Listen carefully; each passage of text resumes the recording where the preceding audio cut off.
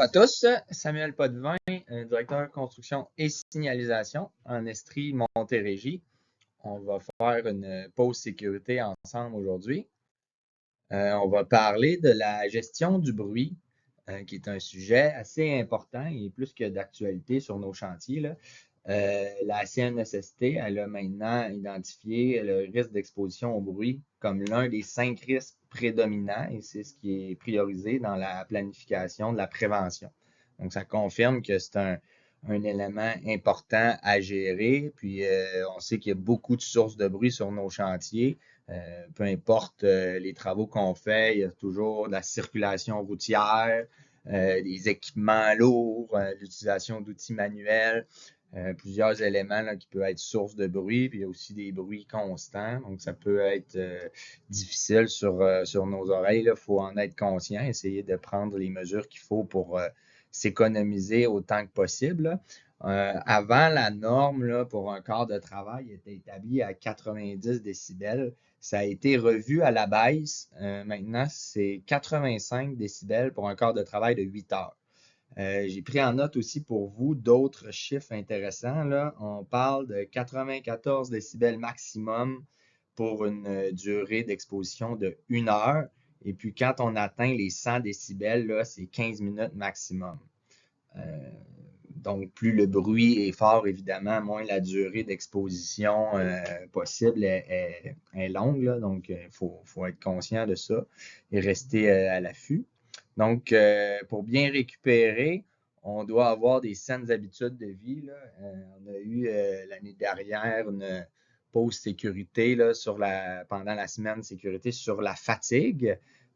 C'est aussi les bonnes pratiques qu'on avait partagées pendant cette semaine-là sont à considérer aussi pour le bruit, là. C'est un peu les mêmes saines habitudes qu'il faut avoir, donc avoir des bonnes nuits de sommeil, une bonne alimentation, tout ce qui est en lien avec notre énergie en général, ça favorise la récupération, là. Donc, entre deux quarts de travail où il y aurait beaucoup de bruit, c'est vraiment important de considérer notre récupération et puis favoriser cette dernière.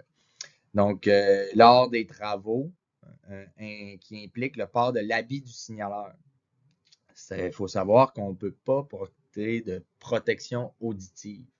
Donc, ça demande un niveau de vigilance encore plus élevé pour s'assurer de ne pas être dans une zone où il y a beaucoup de bruit ou s'assurer qu'on regarder s'il n'y a pas moyen de faire des changements de corps avec d'autres collègues là, si on n'a pas le choix d'être dans une zone bruyante, autrement dit. Tout ce qui est relié à la circulation des équipements lourds au chantier, faut s'assurer d'être positionné hors des voies de circulation. Faut respecter aussi le positionnement sur la ligne de rive au maximum. Puis toujours garder en tête de s'éloigner le plus possible des sources de bruit. Évidemment, en fonction des tâches qu'on a à faire, on ne peut pas non plus être trop éloigné. Il faut réussir à trouver un compromis qui permet de se mettre en position sécuritaire pour effectuer notre tâche de façon efficace tout en étant le plus loin possible des sources de bruit. Donc, il faut conserver une distance raisonnable entre notre position et la machinerie. Ensuite, positionner les lignes d'arrêt telles que prévues dans la planche de signalisation. Donc, on rappelle que les plans de signalisation, c'est un acte réservé d'ingénieurs. Donc, c'est absolument requis de respecter ce qui est sur ce plan.